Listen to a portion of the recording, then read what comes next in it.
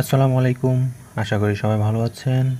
আজকে আমি দেখাবো ইনশটের মাধ্যমে কিভাবে আপনার একটা ভিডিওর খণ্ড খণ্ড অংশ একসাথে করবেন। সো চলেন ইনশট অ্যাপসটা ওপেন করে নিই। এখন আমি যাব ভিডিওতে,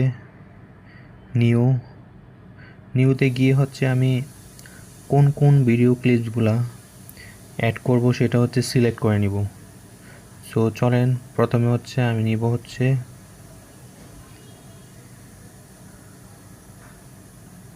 প্রথম আমি এটা নিলাম, এটা সিলেক্ট করলাম। তারপর দিব কোথায়, অ্যাডে দিব। দিয়ে যেটা যেটা সিলেক্ট করে নিব ওটার উপর জাস্ট টাচ করব, তাহলে কিন্তু দেখবেন অটোমেটিক সিলেক্ট হয়ে যাচ্ছে।